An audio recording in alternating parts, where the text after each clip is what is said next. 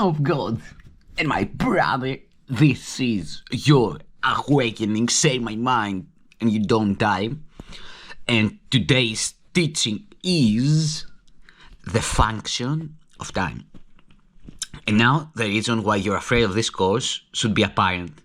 For this is a course on love because it is about you. You have been told your function in this world is healing and your function in heaven is creating. The ego teaches that your function on earth is destruction and you have no function at all in heaven. It will thus destroy you here and bury you here, leaving you no inheritance except the dust out of which it thinks you were made. As long as it is reasonably satisfied with you, as its reasoning goes, it offers you oblivion. When it becomes overtly savage, it offers you hell. Yet neither oblivion nor hell is as unacceptable to you as heaven. Your definition of heaven is hell and oblivion, and the real heaven is the greatest threat you think you would experience. The hell and oblivion are ideas that you made up, and you are bent on demonstrating their reality to establish yours. If their reality is questioned, you believe that yours is. For you believe that attack is your reality and that your distraction is the final proof that you were right. Under the circumstances, would it not be more desirable to have been wrong, even apart from the fact that you were wrong? While it could perhaps be argued that death suggests there was life, no one would claim that it proves there is life. Even the past life that death might indicate could only have been futile if it must come to this and needs this to prove that it was at all. You question heaven, but you do not question this yet. You could heal and be healed if you did question it.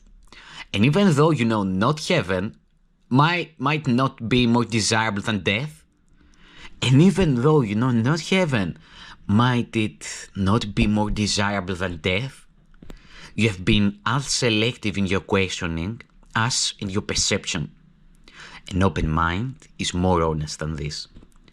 The ego has a strange notion of time, and it is with this notion that your questioning might well begin. The ego invests heavily in the past, and in the end, believes that the past is the only aspect of time that is meaningful.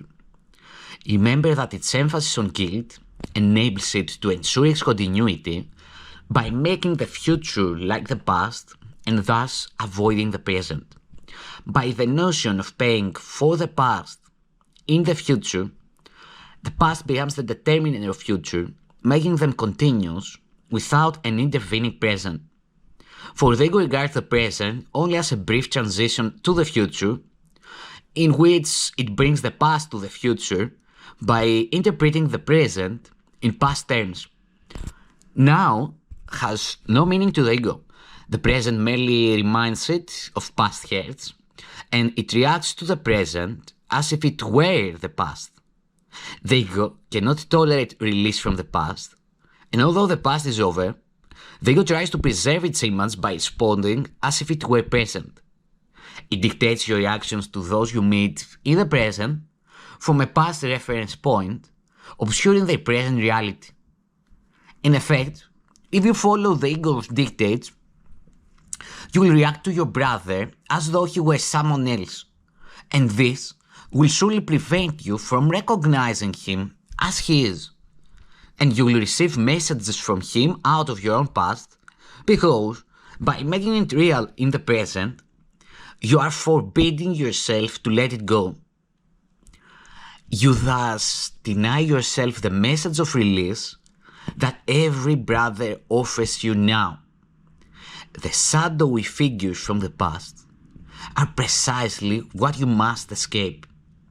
They are not real and have no hold over you unless you bring them with you.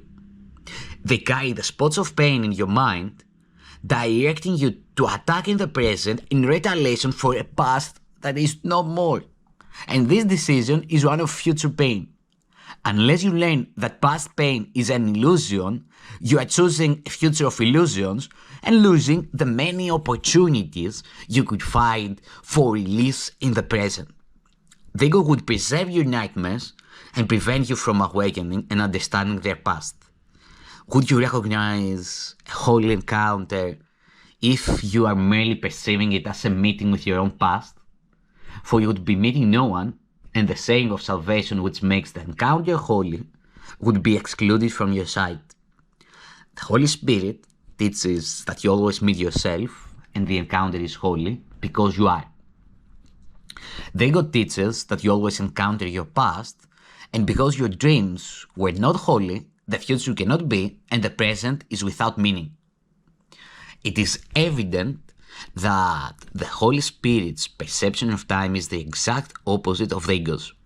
The reason is equally clear, for they perceive the goal of time as diametrically opposed. The Holy Spirit interprets time's purpose as rendering the need for time unnecessary. He regards the function of time as temporary, serving only his teaching function, which is temporary by definition. His emphasis is therefore on the only aspect of time that can extend to the infinite, for now is the closest approximation of eternity that this world offers. It is the reality of now, without past or future, that the beginning of the appreciation of eternity lies.